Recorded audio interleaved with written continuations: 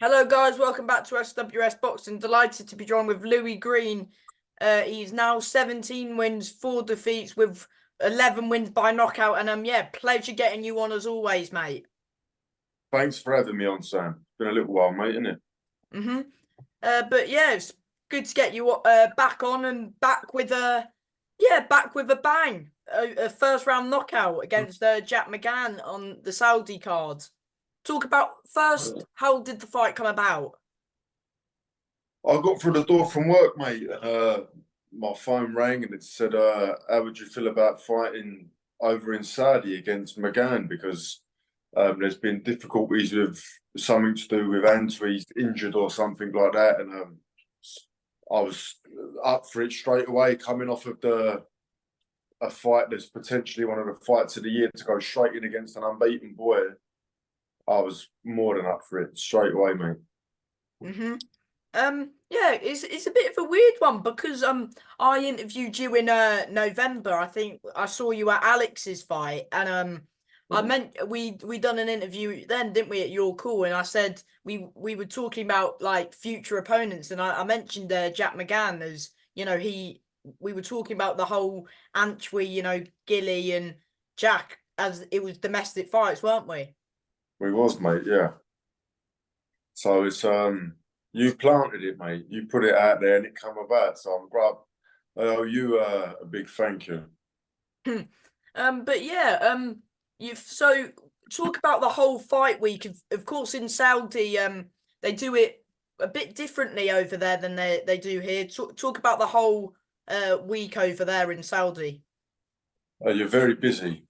You're you've got there's a couple of gyms who was given a villa each, and you've got to book in your gym slots for the days. So you can get to the gyms and train and things like that. And then you got drivers. You're picked up. You're taken to places. I mean, we was taken somewhere every night, but it's all late. Everything is done very late in the evening. So Mm. The there's weigh-in no was like about 8, wasn't it, over there? no. There's you're. I mean, one of the nights I got back through the door about 1:30 in the morning. There's no they get up quite late over there and start their days late. So everything we done is there's no sitting indoors and relaxing at 7, 8 o'clock at night, which is what as fighters you ideally what you want to be doing. That's just when you're getting ready to get picked up, and then you've got to go and wait around, and then from there you go and do the presses or the interviews or whatever. It's a great experience, but it's all done a lot later in the day. Mm. What, so even when you've done your bit, so when you like the grand arrivals, because I mean, what, so you have to wait until every other fighter's done theirs as well? It can depend on what day it was. I mean, the arrival day when we got there and I done interviews with Barry Jones and that. We all got took to we're all waiting in the same room as each other, and then we get taken out. And then once we've done the interviews once done interviews with Barry Jones, and I had to go and go. And I was interviewed with the fellas with where Macklin was talking to me, and then from there I go down the front and I was interviewed by some of the interviewers from Saudi, and then there was other IFL when there was people, and you're pulled like asked, can you come here? Can you come there? Can you come? Then I had to go in a cable car, and great experience, phenomenal over there, brilliant. And after that, you're waiting around, and then they come and get you and say, right, if you want to leave now you can leave. But by the time you get through the door, then it's already 11, half 11, 12. Everything's done, like I say, everything's done very late over there. Yeah, I mean, bit of a short, well, a bit. You're not really you are as fighters. Because in England the presses are like at 1, half 2 sort of thing, and like weigh in. You have loads of time to refuel, haven't you? Really? Well, the weigh-in, we weighed in the morning, and then we did the camera weigh-in later on that night. So we'd already refueled and drank and everything by then. And they read out our weight that we weighed in the morning. Because me and Jack agreed. Oh, Jack's people said to my people, look, do you want to weigh in now? If we've just got to get an official, as long as it's mutual. And then I went up to Jack and I said, come, let's go weigh in now. And me and him weighed in at about 11. I think it was 11 o'clock in the morning.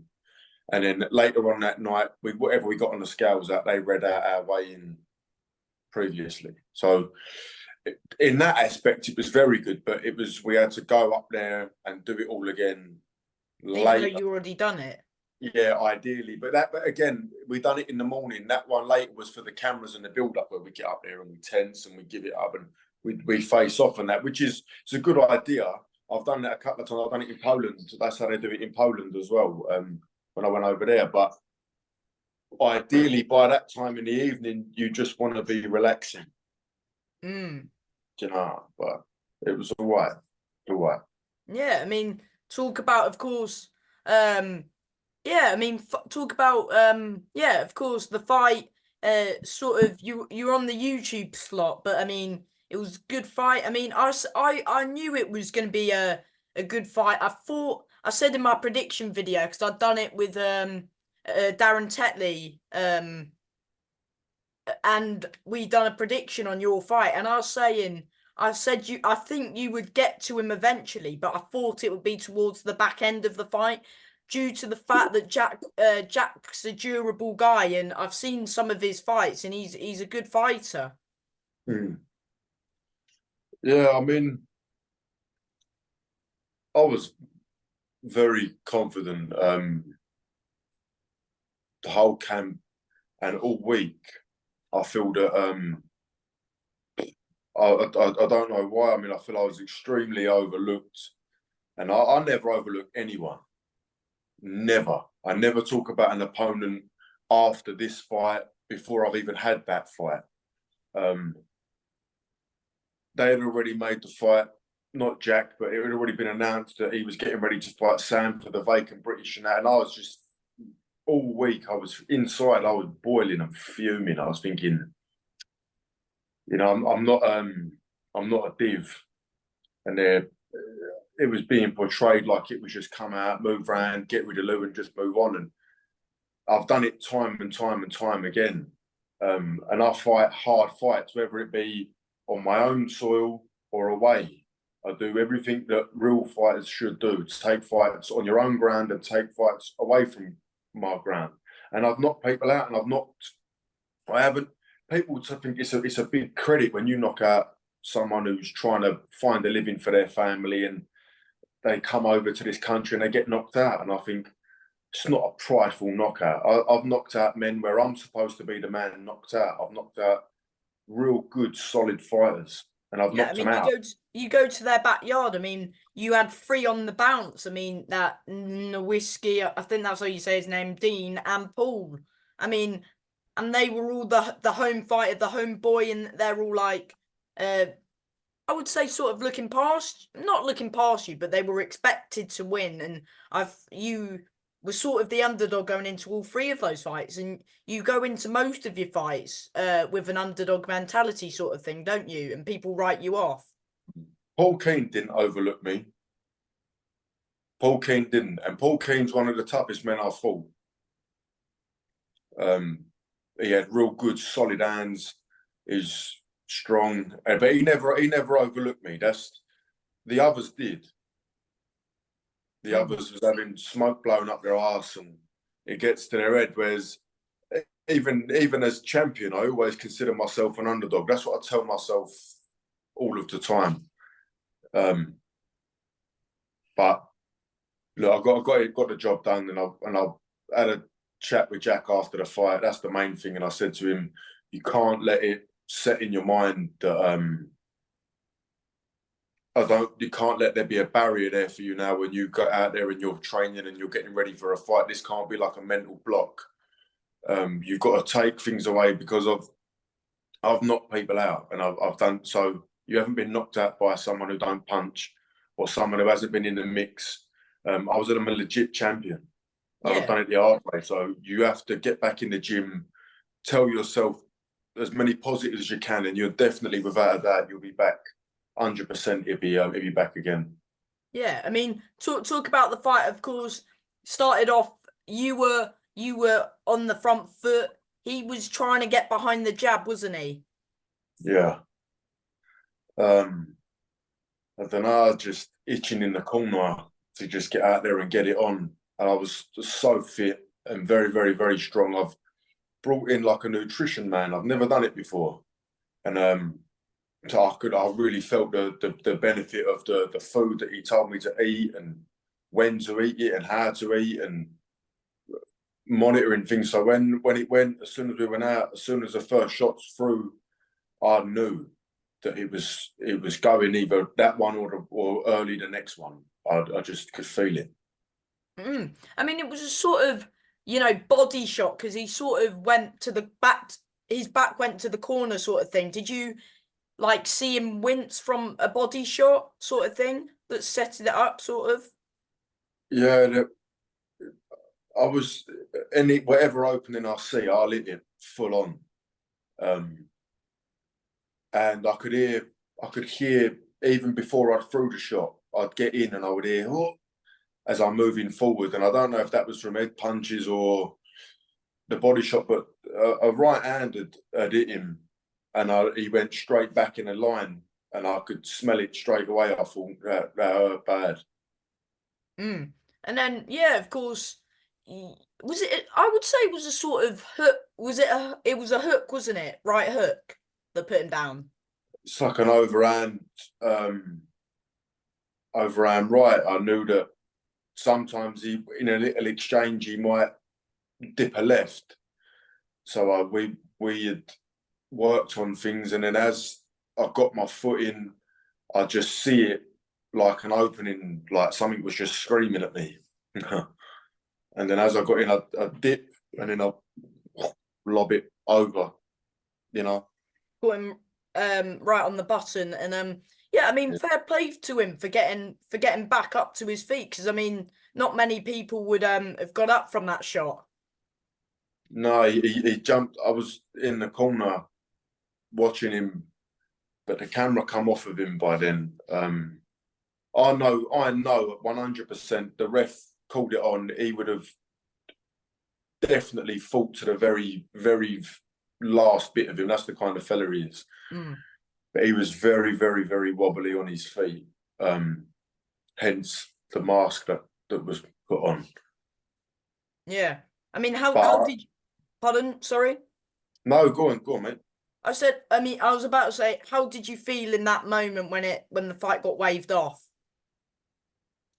Yeah, I was over the moon with it because, like I said, I'm gonna do it. I'll be back, and I'll be back properly.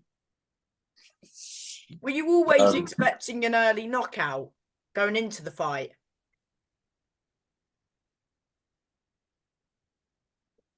I was expecting to knock anyone out who I got in there with, regardless. Um, you have to think that, and if you don't, that's down to you. But that's my mentality. That's how I think and tell myself. And even in the last and the 12th, 11th and 12th round, I'm telling myself every round, this round I'm knocking him out. And if they're still there, I just think it's the next round. That's just what I tell myself. And of course, yeah, in your post-fight interview afterwards, you saw how much it meant to you and your dad, and yeah. Yeah, it's a big deal, mate. Big deal being over there and taking. He's never experienced anything of the sort. Neither of us have, to be fair. It was just like big moment. I couldn't have chose to share it with anyone better. You know, he's done a lot for me. I mean, you He's kicked the show. I mean, you kicked the show off with a massive bang. yeah, it's great. Highlight of my lifetime experience. That's going to add that when I would stop boxing, these are the moments that you reflect at, not having people brought in that you're just expect. I'm the man that's brought in that's expected to lose and pulls it off. If you're the kind of man that's getting people brought in every 5 minutes and you're just expected to beat them, there's something wrong with that. And you're walking around on cloud nine, knowing full well that this fella's been brought in for you to absolutely pummel. How can you even train for that? Mm. I So don't does get. does that win make you mandatory for the British? Well, it should do, shouldn't it? I mean, he was mandatory, and I dethroned the mandatory, so that surely should make me mandatory now. That's the way. But in boxing and with politics, Sam, you never know, boy. Do you? Anything can happen. Mm. Yeah, but surely, I mean, if you beat if you beat the person who's next in line for it, of course, yeah, I think Sam is mandatory as well. Then Yeah, yeah, surely I think it should be UV Sam for the British and Commonwealth maybe, or you might get a that would call be on Saudi that. again because Jack fought on the Tyson and Ngannou card. I mean, you might get another call to go back out there. Who knows? I'll have to wait and see what comes in. I want to be British champion, but I'm open to fights, crowd pleasing highlight fights. I'm interested in. And it's what I want to do. I'm doing it full time now. I'm not going back to work, Sam. So all I'm doing at the minute is ticking over, training, and I'll wait for my phone to ring. Oh, so was that your first time like being full-time fighter, that fight? Yeah, yeah. I've worked all of the time. Every fight I've had, I've worked up to the week of the fight. And for that fight, I said I'm not coming in. I'm done. Mm-hmm. And Um, that, what did you watch the after your fight? Did you watch the rest of the card, or did you get a chance to? I watched up to the Parker Zhang fight, and by then I was exhausted.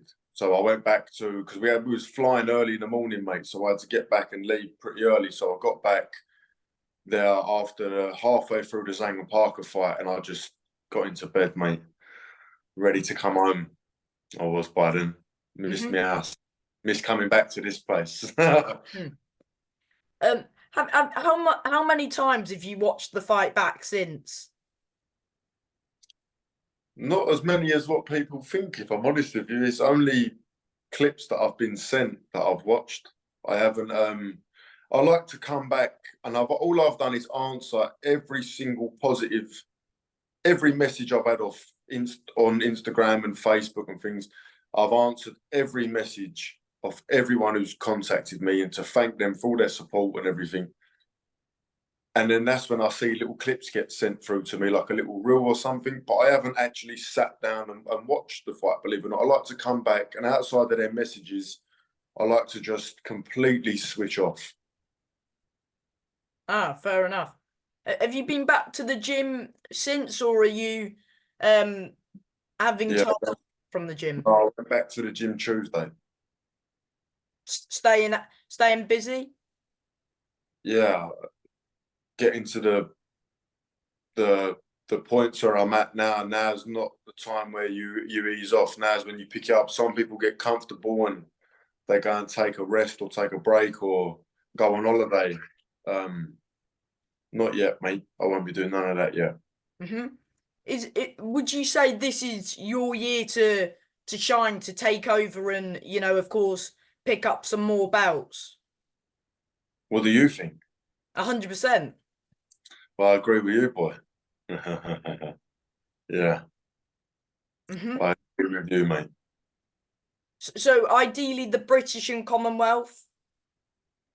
That would be great for the British title, but like I said to you, I'm just waiting to find out. I'm waiting on a call any day now. I've got the awards on Sunday as well, which I'm looking forward to. Then I'm on another podcast next week, I think it is. I've got to see when that is. So yeah, there's so many positive things coming up there. What awards is it?